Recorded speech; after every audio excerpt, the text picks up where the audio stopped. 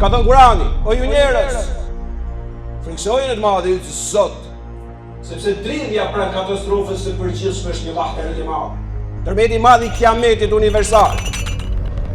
Ka ditë thot kur ndodh ajo kiameti, që shkatrohen qeqet dhe toka, vdesin njerëzit, gjindët dhe engjëjt. Dhe çdo krijesë që e dini madhi Zot.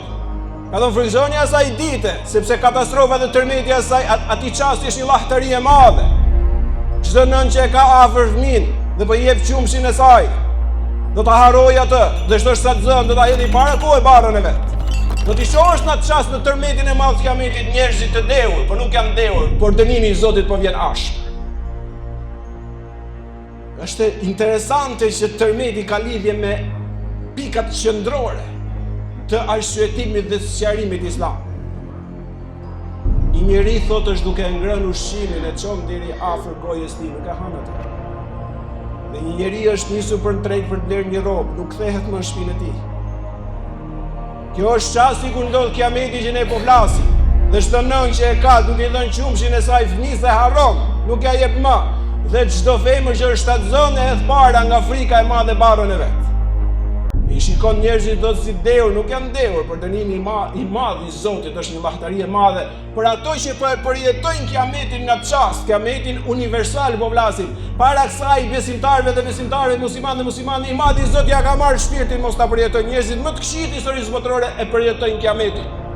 Ajo vjen me një krisëm të madhe dhe me tërmete në frontinje dhe e çan qiellin ajo krisëm dhe tërmeti nuk e stabilizon më tokë.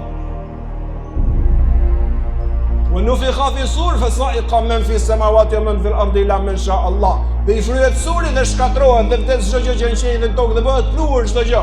Dhe kur dielli të jetë palosur, dhe kur yjet të kenë rënë, dhe kur detet të jenë trazuar, dhe kur malet e kotrat të jenë bërë pluhur, dhe kur egërsirat të afrohen dhe shpirtrat të tubohen, dhe kur qielli të jetë çarë dhe xheneti të jetë hapur dhe zjarri të jetë afruar, mendon njeriu çfarë ka punuar.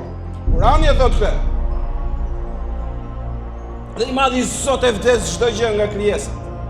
Njerëzit gjindët që janë në atë kohë edhe engjëjt. Engjëjt kanë shpresuar që kiameti nuk I ka më tokë. Kullu man alejha fan wa yabqa wajhu rabbika dhul jalali wal ikram. Çdo gjë që është në tokë do ta shkatrojnë kiamet. Dhe mbetet vetëm Zoti I lartë madhëruar. Engjëjt thanë, Zoti tha, në tokë ne më duket se shpëtu.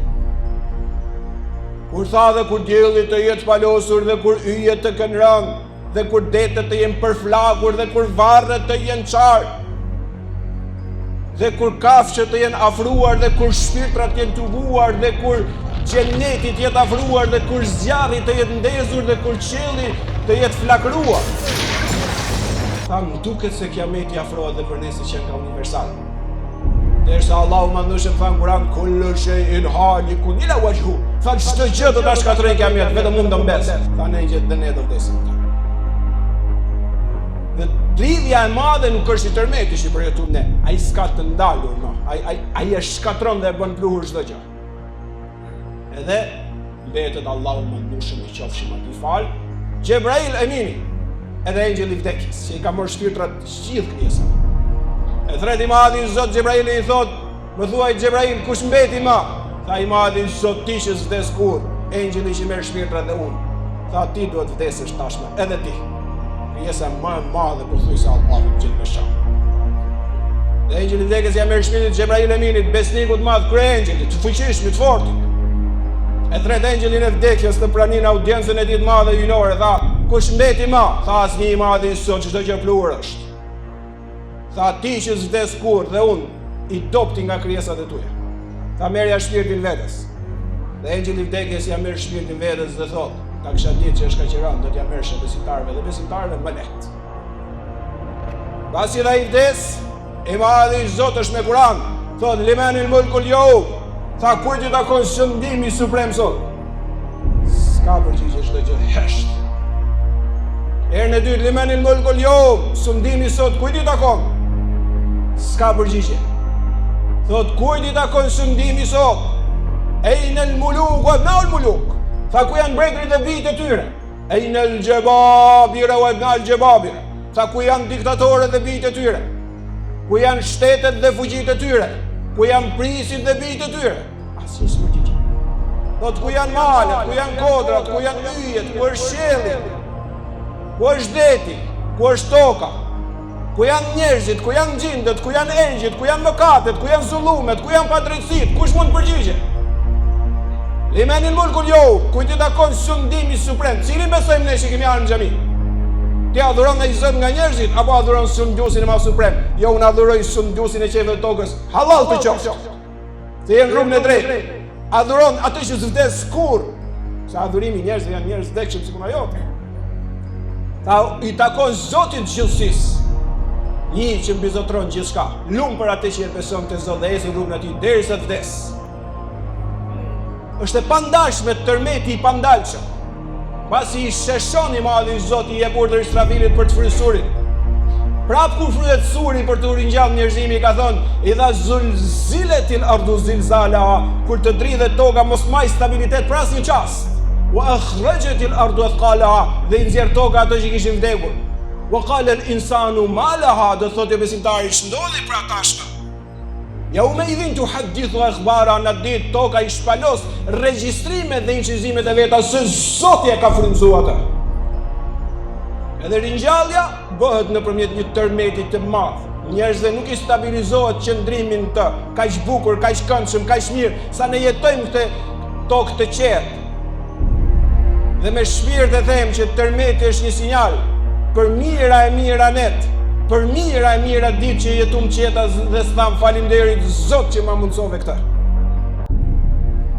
Tërmeti është një çast, si puna e smundjes në disa çaste të kuptosh vlerën e shëndetit, si puna e natës kuptosh vlerën e ditës. Dhe kur ai godet me dridhjet një pas njëshme, po faleminderit i madhi Zot për 15 sekonda, të tregon ty që u tregove i padrejtë, ndoshta s'te asnjë faleminderit se nuk beson, apo ishe besimtar dhe harrove të thuash çdo ditë faleminderit Zot për jetën që më dhe stabilitetin e tokës që krijove. Edhe e treta dhe e fundit, dhe kur vjen i madhi Zoti qofshin fal atij për të gjykuar njerëzit, toka nuk mbahet më, fillon dridhet. Thot Zoti Kur'an sura Fajr: "Kalla idha dukkatil ardu dakkan dakka wa jaa rabbuka wal malaku saffan saffa." Tha dhe kur fillon toka të dridhet me dridhjet një pas njëshme, s'ka të stabilizuar. Nuk ka sekonda që ndalon më.